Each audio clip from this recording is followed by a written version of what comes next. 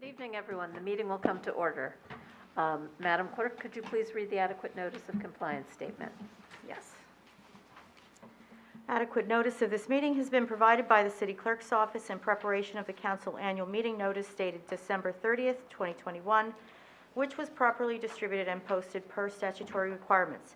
Please be advised that fire exits are to my right, your left, and at the back of the room. The city has a listening system to assist the hearing impaired. If anyone needs hearing assistance, please obtain the system at the dais and return it thereafter. Thank you, Madam Clerk. Could we have the roll call, please? Ms. Allen? Here. Ms. Hairston? Here. Ms. Little? Here. Mr. Miniger? Here. Mr. O'Sullivan? Here. Mr. Bartan? Present. President Fox? Here. And now we are moving on to the Pledge of Allegiance. I'd like to invite our guests this evening, Henry Bassman and Bill Rapp, to come up and lead us in the pledge, if you would, please. Please join us. I pledge allegiance to the flag of the United States of America and to the republic for which it stands, one nation under God, indivisible, with liberty and justice for all. Thank you.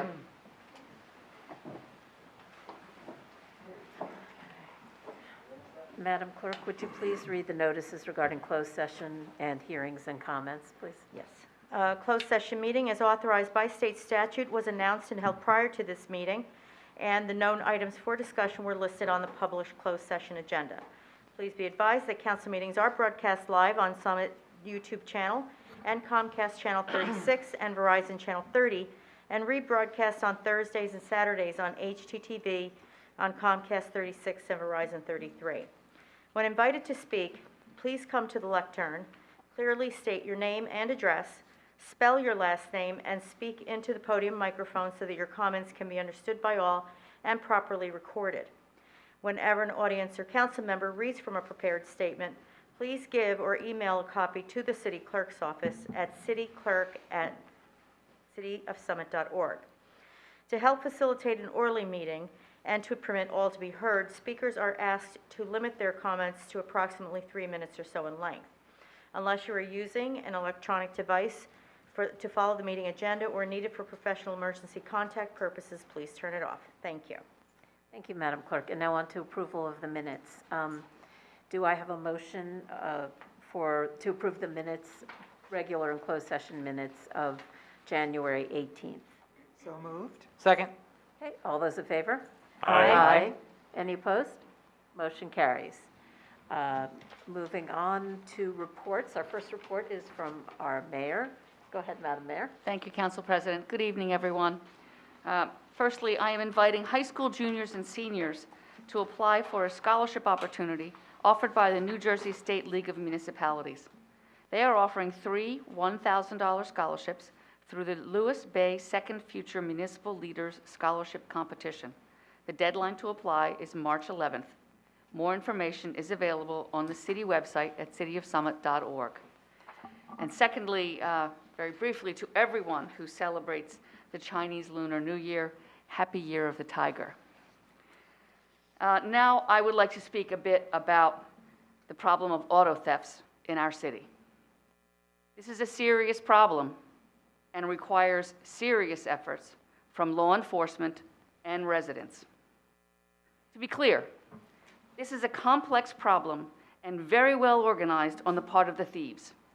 Stolen cars are either used immediately to commit additional crimes or are taken to the port and shipped overseas in containers. Most of the thieves who steal our vehicles are juveniles, and when arrested, they are almost automatically released because of the laws governing juvenile offenders. Those who are adults are often released very quickly due to the recent bail reform laws enacted by the Attorney General. Unfortunately, this encourages repeat offenses.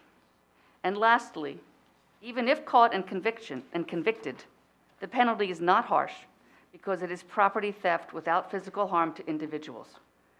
For the thieves, stealing motor vehicles is low risk and high profit. Consequently, it is more important for our police and residents to work together. Chief Sigorski and his command team have taken several important steps in the last 2 weeks to combat this problem. They have increased targeted patrols in various neighborhoods. Just this weekend, unmarked cars were stationed in certain locations, and 80 extra hours of patrol coverage was added. Last night, a residential patrol interrupted an attempted motor vehicle theft on Witch Ridge Road. The Summit Police Department is interviewing technology companies to increase the city's license plate reader capability at our perimeter, as well as in police vehicles. They have also taken other serious steps, but I am not going to reveal their playbook for obvious reasons. Please believe me when I tell you that our police department and council and I are taking this very seriously. While Chief Sigorski is in fact the acting chief, he has been with the Summit Police Department for over 30 years, and I have the utmost confidence in his investigative skills and operational strategies. I am very grateful for his hard work, attention to detail, and willingness to lead the SPD at this juncture. Last week, I met with the mayors and police chiefs of the Chathams, Westfield, New Providence, Milburn, and Springfield. It was very informative and productive, and we will meet again at the end of this month. The biggest takeaway was that every single one of these municipalities is experiencing the same problem, and nearly all stolen vehicles were unlocked with the key fobs in the vehicles. The chiefs shared their data and the actions they are taking in their towns. Chief Sigorski has begun to implement some best practices from other towns. Clearly, increased communication is important, and to that end, we are mailing a postcard to every household in Summit, which will go out shortly. I posted a video last week on the city's YouTube channel, Facebook, Twitter, and Instagram. With each stolen or attempted theft of a motor vehicle, we are continuing to send Nixle alert and advisory messages. There are two types of messages. Nixle alert messages are issued in an emergency, urgent, must-know situations, like when there is a suspect on foot in a neighborhood and we need to apprehend them. When an alert message is put out, people who have registered an email and a cell phone number with Nixle will receive a text message alert as well as an email alert. An advisory message is intended for time-sensitive and non-time-sensitive important neighborhood community level information. Advisory-type messages are issued for public safety, health, weather, traffic, and similar kinds of information. When an advisory message is put out, people who have registered an email address and a cell phone with Nixle will receive only an email alert, as the advisory message defaults to the email address. If people want to receive a text message for advisory messages, they need to remove their email address from their Nixle account.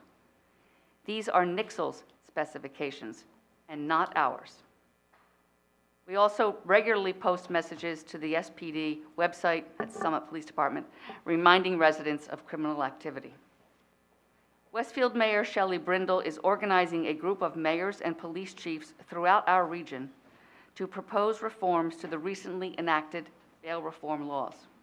Chief Sigorski and I certainly will participate in these discussions. Finally, no matter how many actions the police take, and no matter how many police officers are patrolling our city, the bottom line is that residents must do their part by locking their vehicles and removing the keys. I know we live in a very safe and beautiful city, but we do live in a city, and we are close to several large cities. That's one of the reasons we all chose to live here. Yes, law enforcement must shoulder the largest burden in dealing with auto theft, but public support is vital for combating such theft. If you see something, call 911 immediately to say something. Do not pursue them. Call 911. I am working closely with Council and the Summit Police Department to ensure the voices of our neighbors are heard. I assure you that the comprehensive attack on motor vehicle thefts and other crimes in our community continues with the strength and purpose our residents expect and deserve. I implore you to work with me and lock your cars. Working together, I am confident we can stem the tide of auto thefts in Summit. Thank you. Thank you, Madam Mayor. And now moving on to Michael Rogers for the City Administrator's report. Thank you, Council President. Good evening, everyone. Just two items. One's a reminder, the Broad Street West public presentation is on Wednesday, February 9th from 7 p.m. to 9 p.m. at the Summit Community Center on 100 Morris Avenue. The presentation will focus on the Broad Street West Sub-District 3 development project. Concept plans will be available for review with a 3D model of the planned structure and site overall, and an opportunity for questions from the public. If you cannot attend the meeting, it will be broadcast live on the city YouTube channel. And for about a week after the February 9th meeting, the city will be accepting questions and comments from the public who were unable to attend, or those who do attend if you have any follow-up. The city will put together an FAQ to respond to those questions and comments. Email messages can be sent to bsw@cityofsummit.org, and that will be on our website as well. And then just the last point is just more of a post-storm brief. The weekend storm that just occurred dumped an estimated 9 inches of snow in Summit. The Division of Public Works deployed more than 25 trucks and other snow removal equipment to clear over 80 miles of city streets. There was about 562 hours of overtime accrued at an approximate cost of roughly about $35,000. Snow guidelines and information on snow removal, our snow removal ordinance is available on the city website, which is at cityofsummit.org. And that's all I have for this evening, Council President. Thank you. Thank you, City Administrator Rogers. And now on to the Council President's report. I just have 2 items. First of all, the Hometown Heroes program is now accepting applications through March 31st.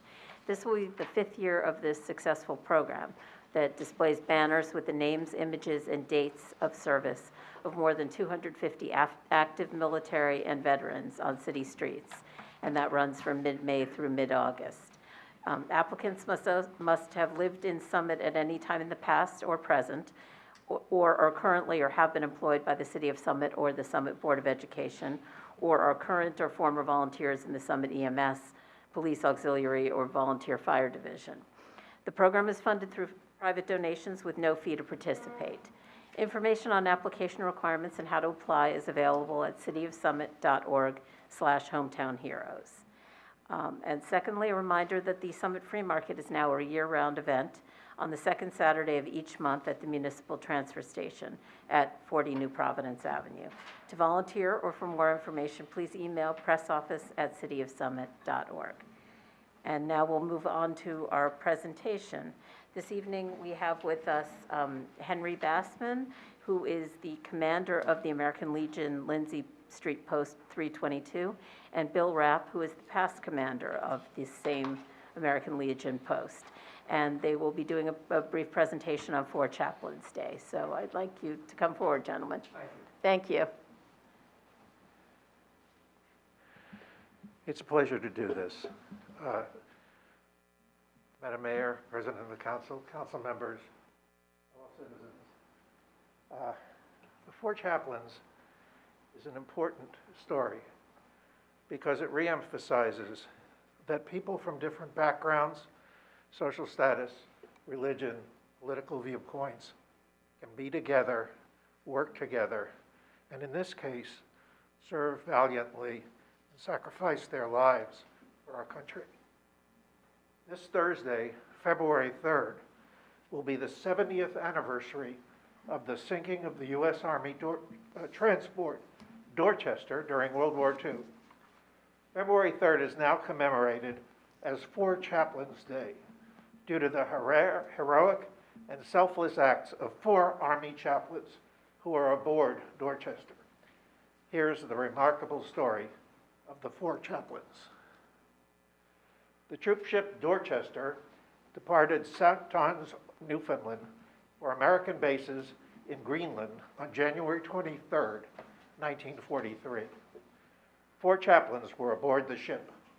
Like so many people in World War II, they came together from different backgrounds and have become colleagues and friends during their training at Army Chaplain School. They were Methodist Minister George L. Fox, was born in Lewiston, Pennsylvania. When he was 17, he left school, joined the Army, and served in World War I in the Medical Corps. He was an assistant there, and he was awarded the Silver Star, Purple Heart, and the French Croix de Guerre.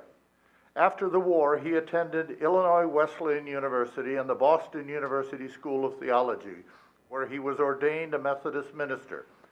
In 1942, Fox volunteered to serve as an Army chaplain. He began active duty on August 8, 1942. Rabbi Alexander D. Goody was born in Brooklyn, New York on May 10, 1911. He was ordained by the Hebrew Union College and later received a PhD from Johns Hopkins University. He originally applied to become a Navy chaplain in January 1941, but he failed the physical. After the attack on Pearl Harbor, he applied to the Army and was accepted. Dutch Reformed minister Reverend Clark V. Poling was born in Columbus, Ohio, the son of an evangelical minister who was rebaptized in 1936 as a Baptist minister. Poling studied at Yale University's Divinity School and was ordained in the Reformed Church in America. With the outbreak in World War II, he applied to serve as an Army chaplain. Father John P. Washington was local to New Jersey. He was born in Newark, studied at Seton Hall, graduated with an A.B. degree. He entered Immaculate Conception Seminary in Darlington, New Jersey, and was ordained a priest in the Catholic Church. Shortly after the Pearl Harbor attack, he received his appointment as a chaplain in the United States Army. Shortly after midnight on February 3rd, the Dorchester was struck by 3 torpedoes from a German submarine. The torpedoes tore a hole in the starboard side of the ship from below the waterline to the top deck. All electricity was knocked out. The ship was without light or a public address system.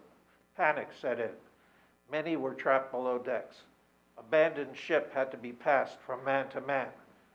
The 4 chaplains calmed the men, helped the wounded, handed out life vests, and directed men to lifeboats. When the chaplains ran out of life vests, they gave theirs to 4 other young men. One sailor, Petty Officer John J. Mahoney, tried to re-enter his cabin, but Rabbi Good stopped him. Mahoney, concerned about the cold Arctic air, explained he had forgotten his gloves. "Never mind," Good responded. "I have 2 pairs." The rabbi then gave the petty officer his own gloves. In retrospect, Mahoney realized that Rabbi Good was not conveniently carrying 2 pairs of gloves, and that the rabbi had decided not to leave the Dorchester.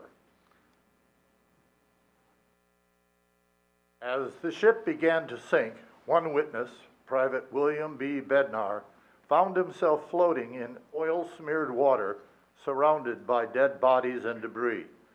"I could hear men crying, pleading, praying," Bednar recalls. "I could also hear the chaplains preaching courage. Their voices were the only thing that kept me going." As the Dorchester went under, the 4 chaplains were seen linked, arm in arm, praying. According to some reports, survivors could hear the prayers of the chaplains with English, Hebrew, and Latin being recited simultaneously. 672 of the 902 officers, enlisted men, merchant seamen, and civilian workers aboard died. Many of the survivors owe their lives to the courage and leadership exhibited by the 4 chaplains who, in sacrificing their lives, created a unique legacy of brotherhood. The 4 chaplains were posthumously awarded the Distinguished Service Cross, the 2nd highest Army award for extraordinary heroism, and the Purple Heart. There were many in Congress who wanted to bestow the Medal of Honor on the men, but were prevented from doing so because the regulations require that the Medal of Honor recipients perform with valor under direct enemy fire. In 1960, Congress unanimously awarded a special gold medal to the families of the four chaplains in their memory. We need to understand that in the 1940s, our country was sharply divided along religious lines.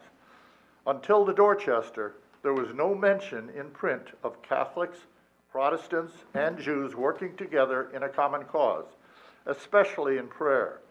It was a transformational moment for Americans.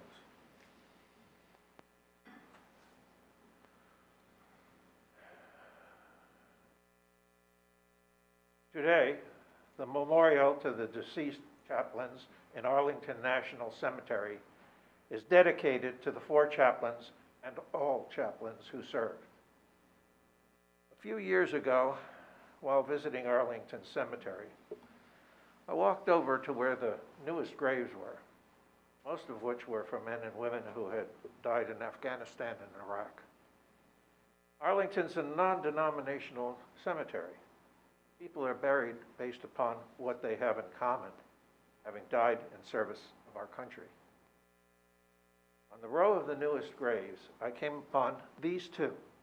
It's hard to read what's on them, but you can see that the gravestones were not aligned perfectly because they had just been buried and the ground was still settling.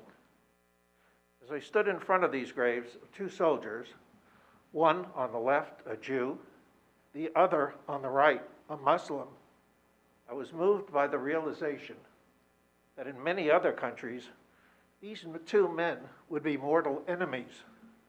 In America, they were brothers in arms who were laid to rest beside one another and who will be together forever.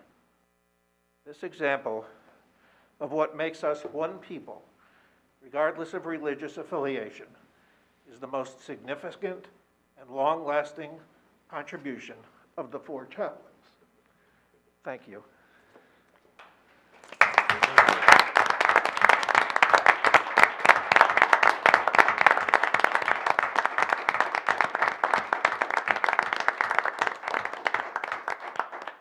Thank you so much for that lovely presentation, gentlemen. I look forward to this presentation every year, and I think it's a really good reminder about how there are so many things that, there are so many divisions in our society right now, and really what makes this country so great is that we're all Americans, and we really all do need to work together and try to be one big community, and and Summit as well. So thank you for this reminder.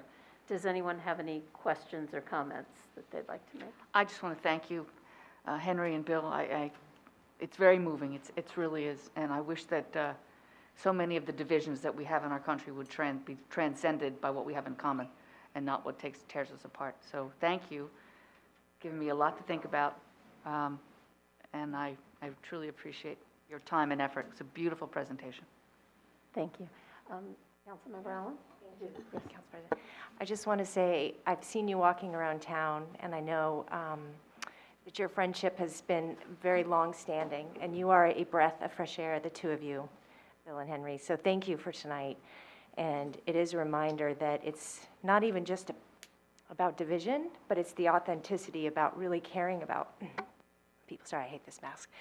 Caring about people and just really appreciating that we are one people. So thank you. All right, well, thank you again. So we're now going to move on to public comments. So at this point in the meeting, members of the public will have an opportunity to comment on any matter not on the agenda. And I would ask you to keep the comments to 3 minutes. I'll be using the egg timer here. And when you come up, please state your name and your address before you speak. So I'm going to open the comment period now. Would anyone like to come up?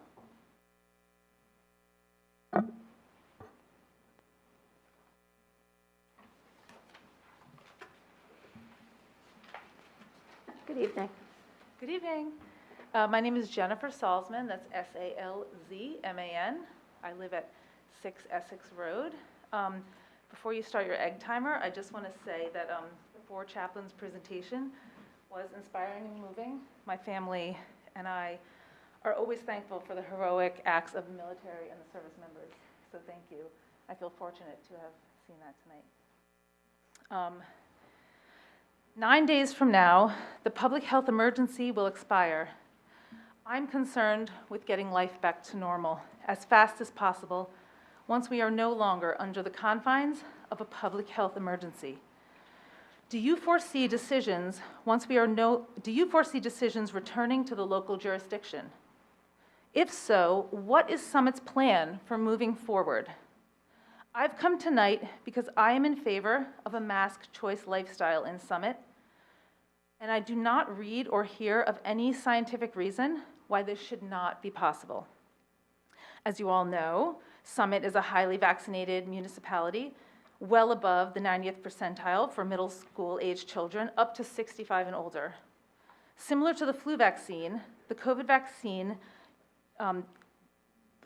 vaccines don't completely prevent contracting COVID, but they seem to be very effective at preventing serious illness, which brings up the question of why we are still living like it's 2020. What more can we all do other than treat it like any other contagious virus? If someone feels sick, stay home. When you feel better, rejoin society. This is what we've always done. There are plenty of infectious diseases floating around. Knowing how mild COVID or Omicron now actually is, people should individually make decisions for their own safety based on their own personal susceptibility or concerns. It also brings up the question of why we are still counting positive cases when hospitalization and death are down. All the mitigation efforts may have been necessary until we learned what COVID was and who was at risk. Now we do. We can still effectively protect the vulnerable by encouraging them to wear particulate filtering masks without disrupting our entire society. It's also been well established that it's time to think of our children's education and mental health. Children are in crisis right now, and the suicide rate far outnumbers the COVID death count. Too often, children are dismissed as being too resilient. They'll get over it. They'll forget. Kids are tough. They'll adapt. Why would we want our children to adapt to this? They are very impressionable and sensitive to their environments. It ultimately affects who they will become as adults. They spend far too much time in school for their emotional growth to be ignored, even during a pandemic, which we now confidently can say most likely will not kill them. Children are not small adults. It has been well established that COVID-19 is not as virulent in children, nor is Omicron as deadly, even in vaccinated adults. This should be carefully considered when taking drastic measures, such as masking all day. Our hands are not tied. It is up to us.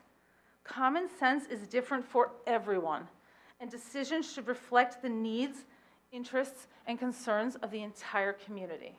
Thank you. Thank you for your comment. Would you mind providing that comment to the clerk, please? Oh, Excuse yes. me, we're not, Who do I hand it to? I'm sorry. the clerk. Oh, I'm sorry. Yes, thank you. I'm going to ask members of the audience to please not applaud. That's not the way we do things here in council meetings.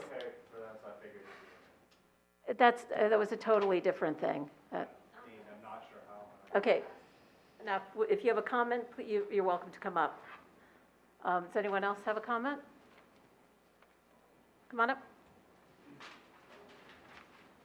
Hey, good evening, everyone. Good evening. My name is Larry Wise. I live at 76 Fernwood Road. And I wanted to say one thank you, which is first to the mayor and the acting chief. I appreciate you guys communicating with us around the steps you've taken in the last couple weeks. I actually just had two brief questions related to your comments. The first, sorry, the challenging. Can you guys hear me? Yeah, Yep. that's Yes. better. But the You're first tall. is, you mentioned that crime is complex, and I think most residents here share that. So beyond the steps that you're taking with the other mayors, are you engaging other levels of government? So that's the first question, and what's their reaction to the extent they have one? And the second question is, what are your metrics for success? You've mentioned that it's happening broadly across other jurisdictions, so curious how you're looking at that, both relative to them and then in an absolute sense. Thank you. I thank you. I've made notes, and when everyone's finished their public comments, I'm happy to answer. Okay, thank you for your comment. Yeah, I should have said that we were going to take all the public comments and then we'll address them all at the end. So if anyone else has a comment, please come up and state your name and address. This is all messed up now. Hi, my name is Irene Loescher, and I live in Summit. I'm not sure how we get answers to questions, I guess, that we have. I was here last week, and I just wanted to state that I think that there's a double standard with Councilman Little being able to participate in this meeting via Zoom, while I know that she does go out socially in places like this and wears a mask, but our residents are not allowed to participate in this meeting via Zoom. When I was here at the meeting last week, people wrote in, maybe 5 people wrote in letters, and their letters were summarized in one sentence from all 5 people. I don't think that that's fair. I think that if you've written a letter, if you've taken the time, then it should be read with your words, and that is not a way to be able to participate. Again, I state that I think that residents should be able to participate via Zoom, and if they're not allowed to participate via Zoom, then other people shouldn't be allowed to participate via Zoom. Thank you. Thank you for your comment. Please, no applause. And does anyone else have any comments?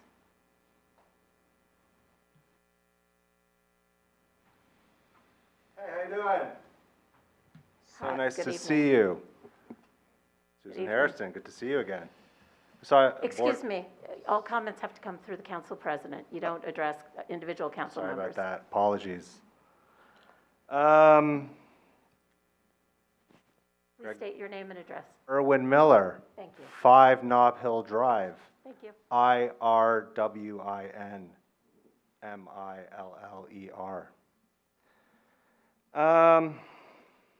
So I only have 3 minutes, so I won't read this entire letter. This is from the ranking member of the Select Subcommittee on the Coronavirus Crisis, Steve Scalise. He just issued this to the CDC Director, Rochelle Walensky, on January 31st, that's yesterday. I won't read the entire letter, I'm just going to start at the section where he highlights masking young children against scientific evidence. Current CDC guidance states that children over the age of 2, whether vaccinated or not, should wear masks in school and other indoor settings. The extent of the protection masks provide, particularly in schools, remains unknown, and it might be very small.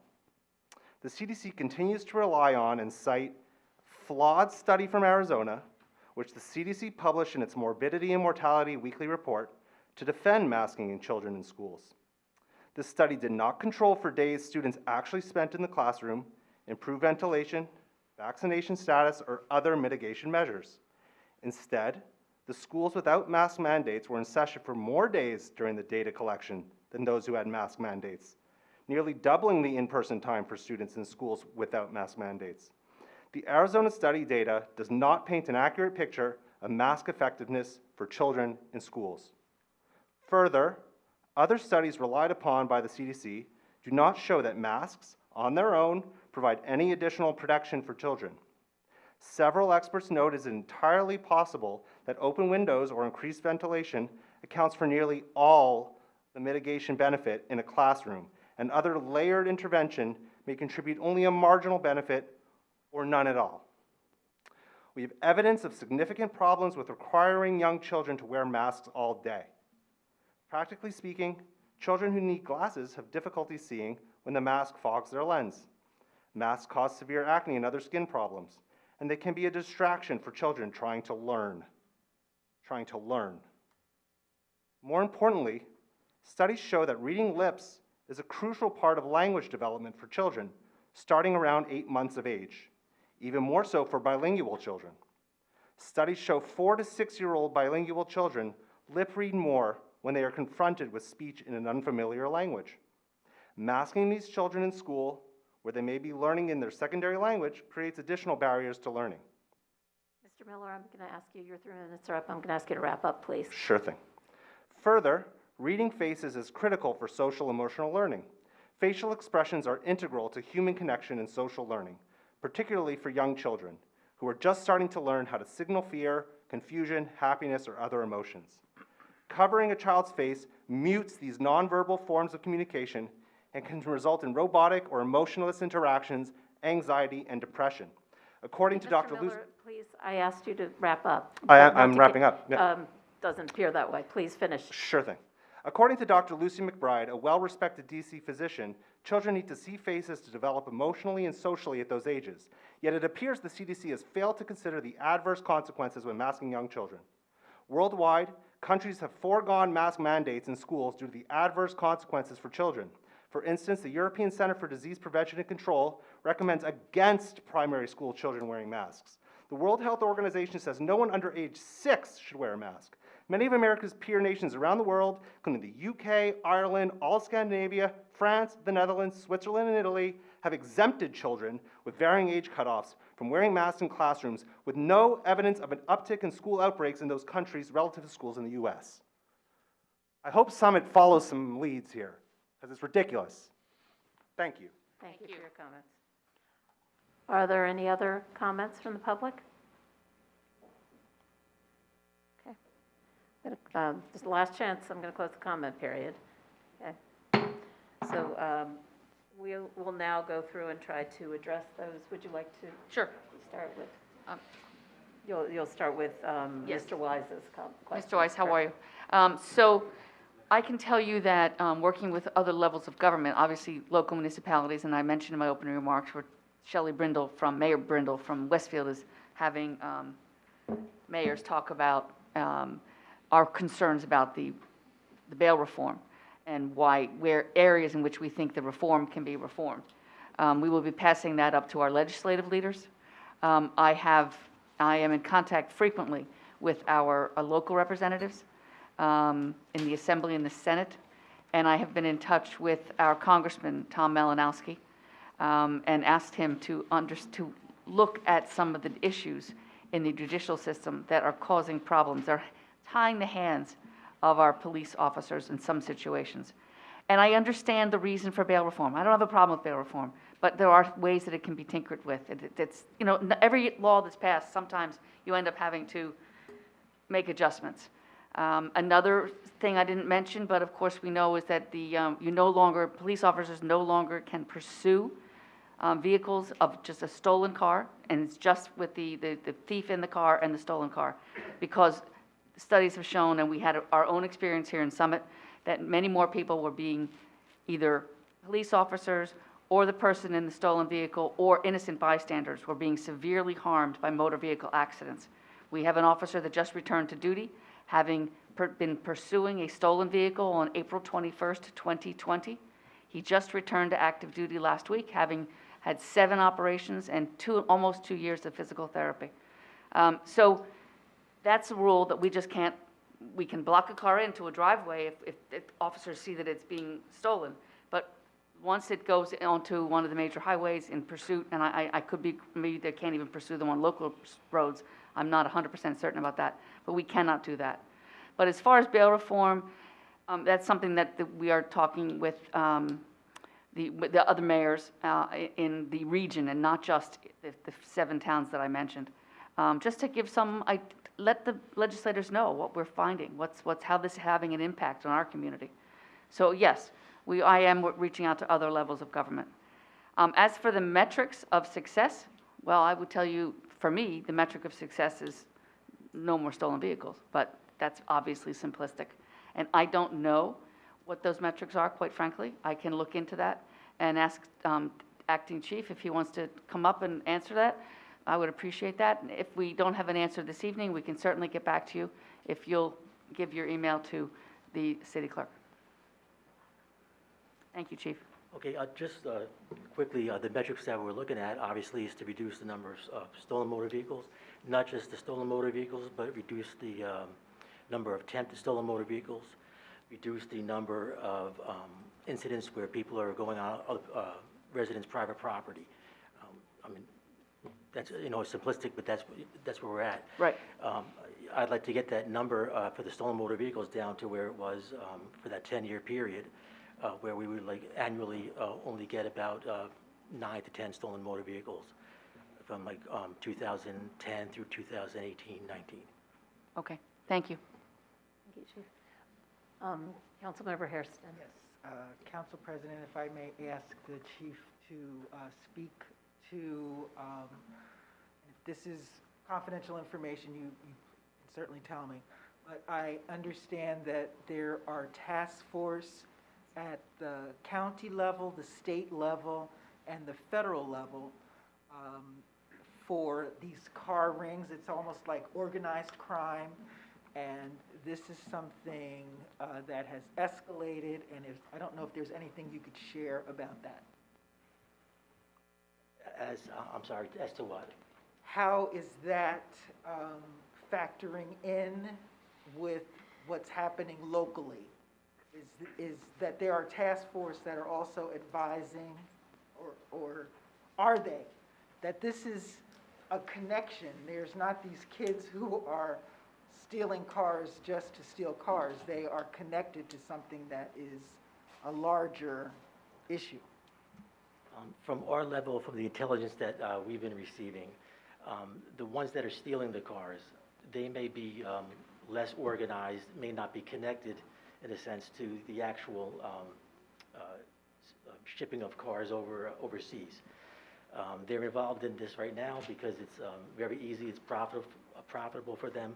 Our intelligence shows that when they do steal the vehicle, they go to a middle person called a plug in Newark that'll take the vehicle off their hands for a certain amount of money, and then that plug is the one that facilitates the vehicles and deals with like the organized crime element. But the ones that are stealing the vehicles, per se, they're on a low rung on the ladder, the ones that we're dealing with here. So I asked you to share that information because I think as a metric of success, if we could have an investigation that is shutting down the pipeline that is making this possible, that is another way of, because this is something Right. that happened many years ago. Right, And so increasing it federal. From our level, what we have done on a municipal level, dealing with other towns, when they make arrest and they get a hold of the person's cell phone, they get a digital search warrant for the cell phone, but then that information is passed on up the chain to the state level, to the federal level. We can initiate it by making the arrest and seizing the phone, and then getting the warrant for the information, and then that information, obviously we don't have jurisdiction in that, we have to pass that up the ladder. Thank you. Councilmember I had a Sullivan. question, yeah, sorry, I had a question, Chief. I sent you that email regarding the video of people co-opting the signal from the key fob to the car. Can you address that, and if we're finding that kind of behavior here as far as the stolen vehicles? No, not at all. Not at all in New Jersey either. The vehicle, the video that you sent me, I believe that was out of Canada, and I know they've been experiencing, similar problems like that in Canada and Europe, but there's no evidence that they're using any kind of high-tech equipment here. Pretty much, this is the high-tech equipment. They push the start button. Right, it's just as simple as a key fob in the car with an unlocked door. If that ever does change, if we have any evidence or intelligence that is being done, we'll alert the public to that, and there's measures you can take to prevent that. But right now, it's not even being considered. It's not. You would have no evidence of it. Right, okay. Any other, Councilmember Allen? Thank you, Council President. Actually, Councilman Sullivan, that was a great question, which made me think, first of all, I just want to say I have the full confidence in you guys, in our police department, and you. I think you're a great chief. I think for 12 years, I have felt very protected in our community. So I just want to say that, and I am honored to be on the safety committee with Chairwoman Little, Councilwoman Little. So I want to say that. I think what I'm hearing from the community too is that there's an unsettling that this is happening, but added to that, what are the possibilities of it going to other crime? That's what I'm hearing. And I think understanding the technology is not here today, but if it were here, how do we communicate that? How do we combat that So that's what I just feel like I'm hearing from the community is, how do we make sure that we keep each other safe?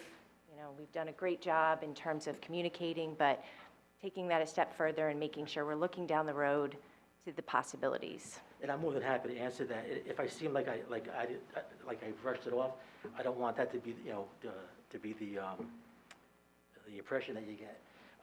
The only reason I do just glaze over it is because we have a specific thing that's happening right now, and I don't want people to, I've heard comments out there like, well, why bother take my key fob in? If they want that card, they're gonna get it anyway. And they'll refer to things like using that type of technology. And that's really not the case. Still, these cars are just about impossible to steal. You need the key fob to do it. Even with that technology that you're talking about, the high-tech technology, it doesn't work on all cars.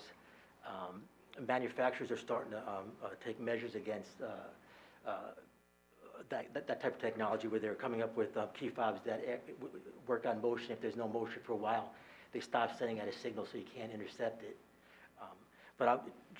Just to reassure the public, if that ever does happen, if we have any evidence that it is happening, we will alert the public and tell you what measures to take. And it's pretty easy as far as keeping your key fob like in a certain enclosure.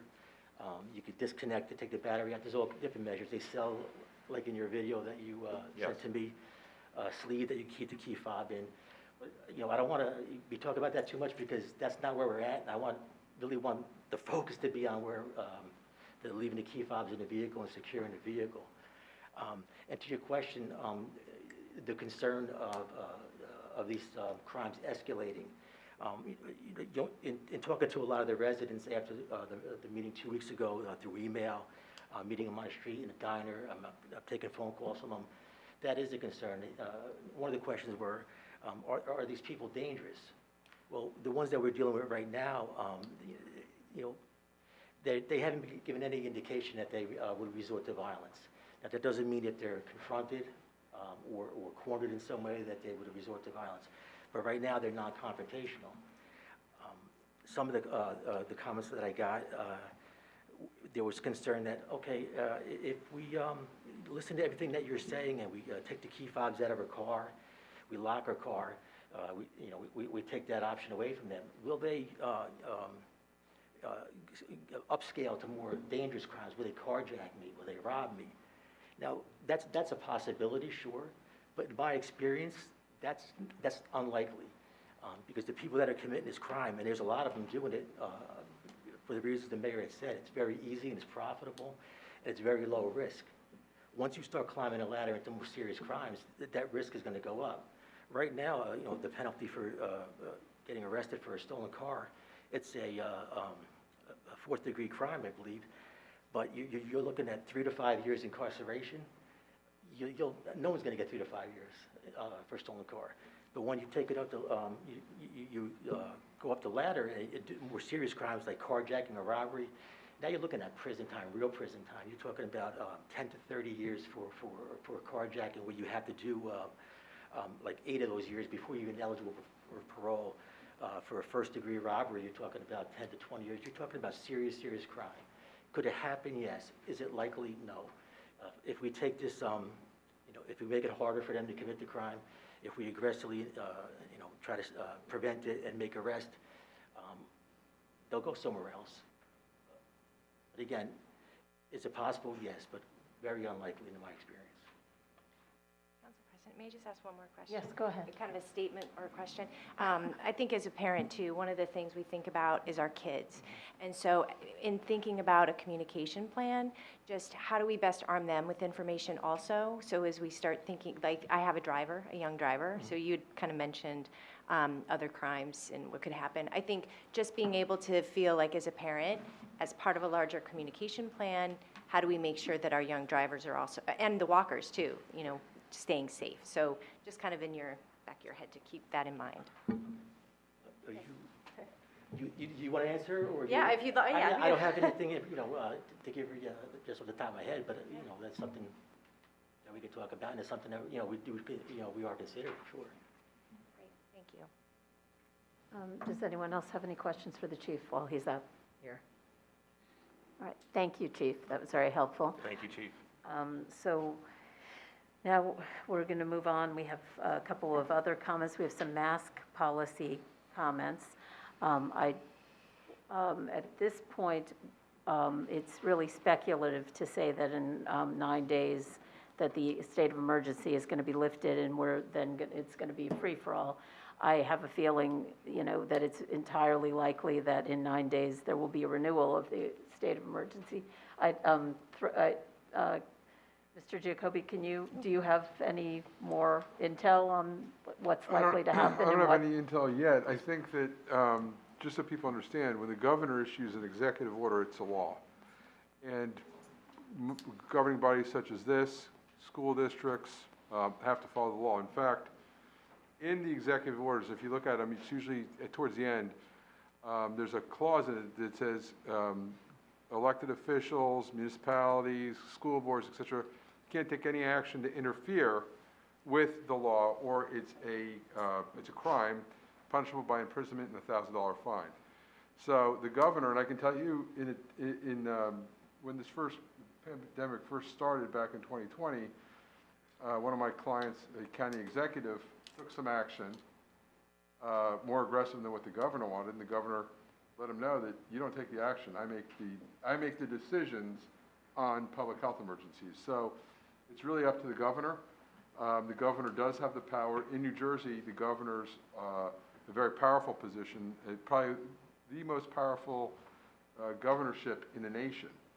And that stems from his ability to issue executive orders. So we have to wait and see, but this governing body has to comply with it. I know people feel differently about it, but we don't make the laws. We have to follow them, and so there's not a question and answer. And we're obligated to follow them. So my advice to all of you and our various departments is we have to follow the mask mandate. In schools, there's specific ones. In daycare centers, there's specific mask mandates. We don't oversee that. Schools got a separate board, superintendent, et cetera, that oversees that. But, people have issues. The individual to address it is your state legislatures and ultimately the governor. Thank you, Mr. Jacoby. Yep. And then we had one comment from Ms. Loschert. I just want to explain that we have a longstanding policy that council members are able to participate remotely. Back in the day, 10 years ago, there were council members who participated by phone, which was pretty awful, actually. Zoom's a lot better than that. But we're not able to offer a Zoom option to the public at this point because you see the amount of technology when we set it up with one person, but trying to do that with a community does not work. We are working on getting new technology that hopefully will allow us to do better at that. But there is also, as we've said, we've explained this many, many times in the past year, that there is still an issue with legally, and Mr. Jacoby has talked about this, that there is an issue legally that if we have a meeting and we offer a Zoom option and there's a failure of technology, then actions that we take can be invalidated. And at the end of the day, this is a business meeting. We are here, we take public comment. We're happy to have the public come in and to hear about what you're concerned about and to address those concerns. But at the end of the day, we have business to conduct. And if we can't conduct that business because of failed technology, that is a problem for us. So until the legislature gives us some protection from that, we are really sort of stuck. So, you may, if you're not able to come into a meeting and you're not able to send an email, then I would say the best thing to do is to send an email to a council member, to call a council member or the mayor, to ask for a meeting. We're all available to meet, to talk to you on the phone, to email with you. We make ourselves very available, and I would, the council meeting is not the only place to get a concern or a question answered. So I hope that addresses your concern. I guess I'm surprised that. You know what, this is not a back and forth. You've had your comment. I'm sorry. Council rules do not allow for a back and forth. You've had your public comment period. We're responding now, okay? All right. I think, I've said, go ahead. I just want to add one thing and clarify another thing. One, I neglected to say in my opening remarks something that I learned this afternoon, which is that the New Jersey Department of Transportation has finally approved the drawings for the change at the end of Fernwood to make it much more difficult to access 24. So now all we need to do is, and Mr. Schrager will be taking care of that immediately, obviously, we need to submit our final plans and pay the fees for the permit. So that's in the works. And I also wasn't sure because I wasn't as, I want to clarify. I do think, quite honestly, that the bail reform measures as a whole are a step in the right direction for many, many people in this country. However, there are flaws, and I, along with the chief, will be deeply involved with Mayor Brindle and her group to address our legislators, to let them know these are the areas where we think you overstepped the mark, and you need to address these problems. So if anyone thinks that I am just all in favor of bail reform as a blanket check, that is not accurate. I think there are flaws, and I think they need to be addressed. That's it. Thank you. Okay, so with that, if no other council member has a comment, I'm going to, I close the comment period. So we're moving on. Yep. Okay. So oh, did you have, you're returning equipment. That's good. Thank you. All right, so with that, we're now moving on to resolutions. So we have a few finance resolutions. Councilmember Vartan? Yes, thank you, Council President. This is Resolution 9432. This resolution authorizes the transfer of appropriations within the operating budget from accounts with a surplus to those with insufficient funds. This is a common occurrence at the beginning and end of a budget year, and the total amount of this transfer is $25,112. I move to adopt this resolution. I second it. Okay, so do we have any comments on this resolution from the council? Comments from the public? Okay, so Madam Clerk, could we have a roll call, please? Yes. Ms. Allen? Aye. Ms. Hairston? Aye. Ms. Little? Aye. Mr. Miniger? Aye. Mr. O'Sullivan? Aye. Mr. Vartan? Aye. President Fox? Aye. Okay, moving on to finance number 2, Councilmember Vartan. Thank you, Council President. This is number 9433, and this resolution authorizes emergency temporary appropriations in the temporary municipal operating budget. The temporary budget is in place until the 2022 municipal operating budget is finalized, and this resolution adds $101,200, making the total temporary budget $11,318,523. I move to adopt this resolution. I second it. Are there any comments from members of council? Comments from members of the public? Yeah, sure, actually, I have a comment. Come on up. Wondering, in a state of public emergency, how it is we're going to spend an extra $100,000. This is money that's not, for this one, it's an emergency temporary appropriation, which is, it's kind of a misnomer in a way, because what we're doing is, until we pass the budget, this is there's a period of time where there's a temporary budget, and I think perhaps the best thing to do is have our CFO come up and explain this to us. If you'd like to step away so she can. Sure, sorry Yes, about that. okay. Thank you, Council President. Through you, what we do in municipal government, we're governed by certain laws and things that we have to do. So you set up a temporary budget. When you initially set that up at your organization meeting in the beginning of the year, you can only set that up at 26.25% of the prior year's budget. So we're operating on a quarter of the budget that we had. What happens sometimes is you have expenses that are heavy at the beginning of the year, renewal of maintenance agreements and contracts and things. So we have to add money to that temporary budget until we pass the regular municipal budget is adopted. It cannot go beyond what that budget will be. So we're very careful and very prudent about how much money we add to the temporary budget. They call it an emergency. It's just what it's called. It's not really an emergency. That's what the state has us call it. I hope that answers the question. My impression was emergencies were emergencies, but I guess maybe they're not. That's the terminology the state uses. Term of art. It's a statute language. That's what it is, sir. Okay. It's just a statute. So it's possible an emergency is not an emergency, it's not just an emergency. whatever. It's a just part this is of- how we do business because? It's the statutory It's- language that comes Okay. from the state. We Cool. don't choose that. Yeah. It's not how we've Got it. defined Thank it. you so much. Okay.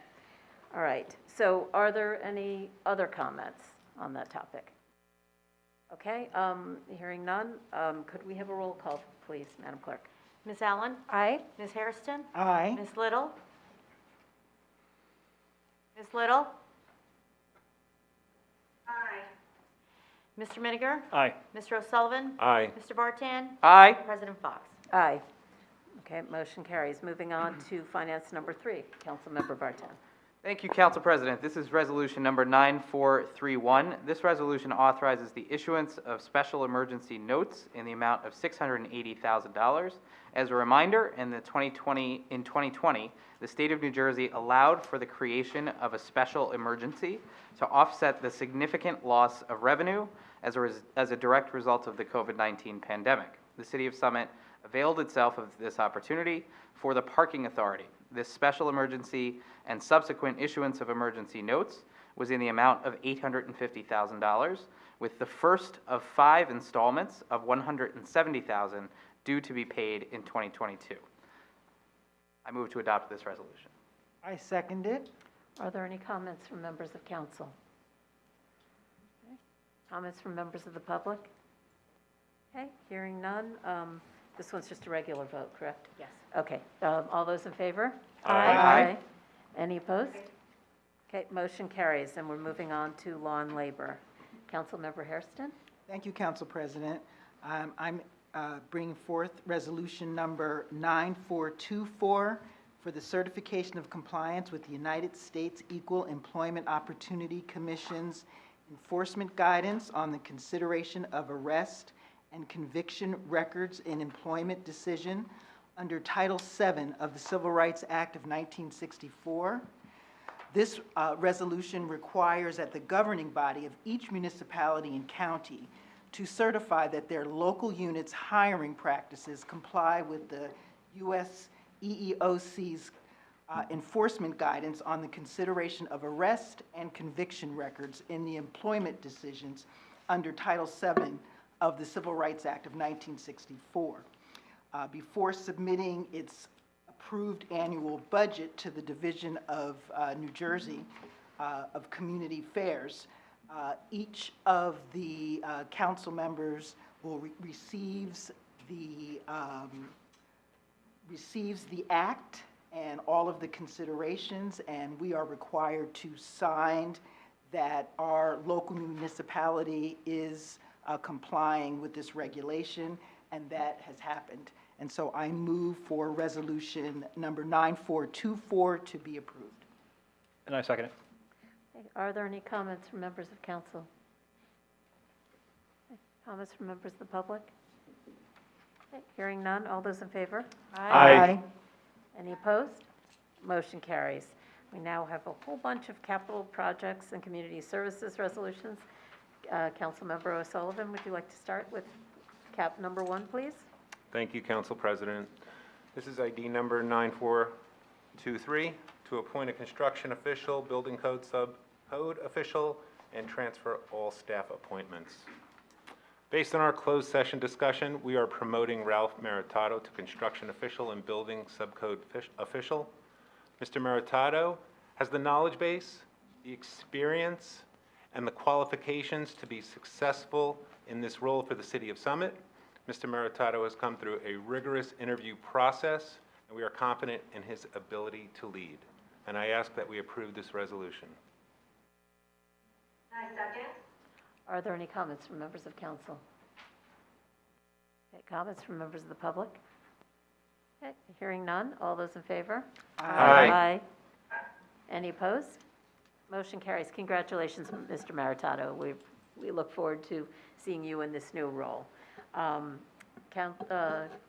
Would you like to do Sure. cap number 2, Councilmember O'Sullivan? Thank you, Council President. Yep. This is ID number 9419. This is to authorize professional services agreement in excess of $17,500 for the Broad Street West redevelopment planning and real estate advisory services Phase 6, not to exceed $65,000. This is to authorize the execution of a professional services agreement with Topology for planning and real estate advisory services related to the Broad Street West redevelopment project.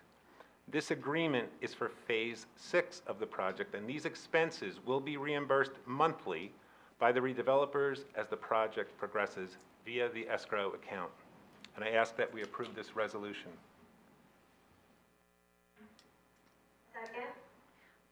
Are there any comments from members of council?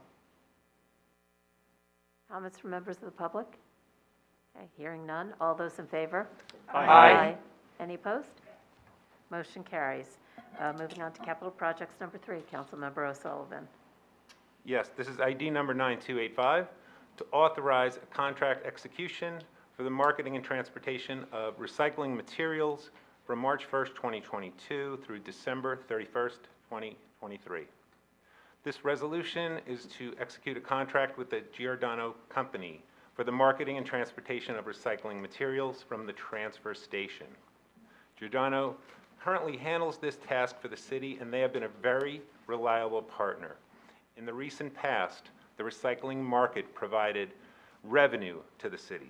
However, the last few years has seen a reversal of that trend, and unfortunately, the pricing continues to be depressed. I ask that we move this resolution. Are there any comments from members of council? Comments from members of the public? Okay. Hearing none. All those in favor? Aye. Any opposed? Motion carries. So we're on to capital projects number 4. Yes, thank you, Council President. This is ID number 9400. This is to authorize the execution of grant agreement between the City of Summit and the State of New Jersey by and for the Department of Environmental Protection, Grant Identifier UCF 2021 Summit-00026-RP. Last June, Council approved the submission of this grant application, and we were recently awarded the maximum amount of $50,000. This New Jersey state grant and a 25% in-kind contribution from the city will allow us to update the city's tree inventory. The city's forester will then be able to make more informed decisions about our trees and make smarter assessments, and I ask that we approve this resolution. Are there any comments from members of council? Comments from members of the public? I have a question, I guess. Yep. Okay, come on up. So the Wait till you get up to the microphone. So the $50,000 that gets approved, is that for administrative stuff or for actually putting in trees? What is the It's taking grant for? I'm sorry. Go ahead, Oh, Council President. you can go ahead and answer it. Okay. Yeah. Through you, Council President. Sure. This is to take inventory of all of our trees. We haven't done it in 20 years, and so it allows us to see the condition of our trees, whether they're at risk for storms, assess for disease or insects, as we had the emerald or... Ash borer. Right. Yeah. So things like that, just to make sure that we have healthy trees in our town and And is it trees like along all city this- property. Is every curb considered city property in our neighborhoods kind of thing? Or is it just Yes, city it's- property in downtown Summit? or No, it's any street trees. All streets, okay. Yep. So the 50,000 is for the assessment of the health Inventory, of the trees? yes. Okay. Okay. Any other questions? Sure, I have a question. Thank you so much.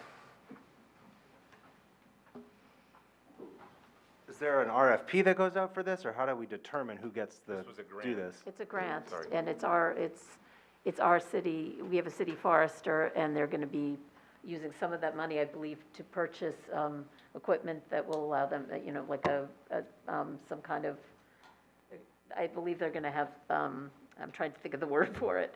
There's some software that's going to allow them to keep track of the trees, Oh, correct? right, yes. Yes. So there's software purchases Got to and, purchase software, and I'm not sure what else, perhaps. Mr. Trigger, do you have an answer on that one? I can't remember what the, Yeah, no, so the grant will be used to pay for the forester's time to complete the inventory. The forester himself, every year annually, will go out for an RFP, and then we select the best candidate for the position. and then also to buy hardware and software to do the inventory, since 20 years ago it was just kind of pencil and paper in a folder. So this will be linked to our GIS and will be a more current and adequate survey. Great, thank you, Mr. Schrager. Okay. All right, any other questions on this issue?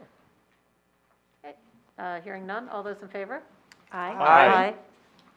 Any opposed? Motion carries. Okay, we're on to capital projects number 5, Councilmember O'Sullivan. Thank you, Council President. This is ID number 9434 to authorize submission of Tree City USA recertification, application, and annual accomplishment report.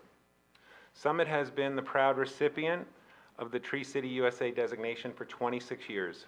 We take great pride in our trees and the beauty they provide to our community.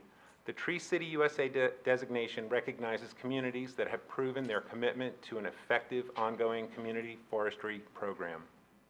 There is no cost to the city for the Tree City USA designation, and the benefit of having this certification is for potential preference status for financial assistance, as is given to Tree City USA communities when allowance of grant monies are made for trees or urban forestry programs. I ask that we approve this resolution.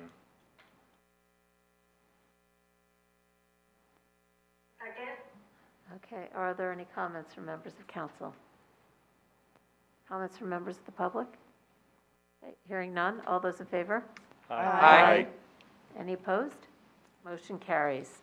All right, these are the kinds of change orders we like, right, Councilmember O'Sullivan? This is exactly right. Thank you, Council President. This is ID number 9395 to authorize a change order number 1 and final, Edgar Street Improvement Project by Cifelli and Son General Contracting Incorporated for $17,155.03 coming the city's way. So the contractor, Cifelli and Son, has finished all of the work to the city's satisfaction, and change order number 1 and final adjust the contract based on the actual quantities used during their work. Thanks goes to our engineering division for carefully verifying the material used. This change order decreases the contract by $17,155.03, or almost a 10% of the original contract, a significant savings. And I happily move this resolution. I enthusiastically second it. Okay, any comments from members of council? Any comments from the public? Okay, hearing none, all those in favor? Aye. Any opposed? All right, and now we're on to capital projects number 7, Councilmember O'Sullivan. Thank you, Council President. This is ID number 9437. This is to declare a vacancy in the Department of Community Services for a part-time secretary 2. Per our closed session discussion, we are declaring a vacancy in the Department of Community Services for a part-time secretary. Matt Houtsaftis has tendered his resignation and is moving to greener pastures. He was a model employee who was always very eager to learn and very proactive beyond his position. He has contributed greatly to his department by being supremely organized and putting new systems in place. He is leaving us with no loose ends and a template for the next person to occupy his chair so that there is a smooth transition. And I ask that we move this resolution. Councilmember Little? I think she's frozen. Okay, so you know what, I'm going to second it for you. Okay, looks like she'll have to pop back in. All right, so are there any comments from members of council? Comments from members of the public? I did the seconding for you, Beth. So did you have any comments? Okay, so hearing no comments, all those in favor? Aye. Any opposed? Motion carries. So we have one last capital projects. Councilmember O'Sullivan. Thank you, Council President. This is ID number 9447 to declare a vacancy in the Department of Community Services, Uniform Construction Code Division for a building inspector. Because of our first capital projects resolution tonight, which was the promotion of Ralph Maritato, we need to declare a vacancy for a building inspector. We discussed this earlier in the closed session, and I ask that we approve this resolution.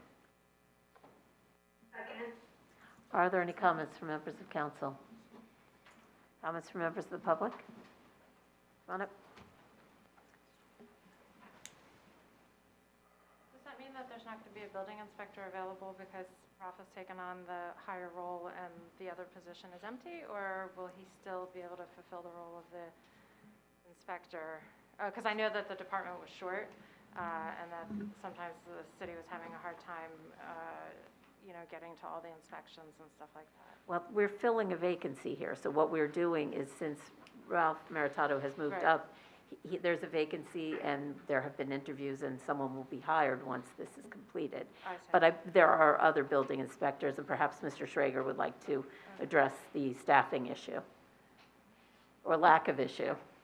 Yes, through you, Council President. Of course. There are 2 building inspectors. We still have Tony Doyle, who will fill in somewhat, but Ralph will also have to wear a little bit of 2 hats till we get that position filled. So there should be no, disruption in service, so everything should be fine.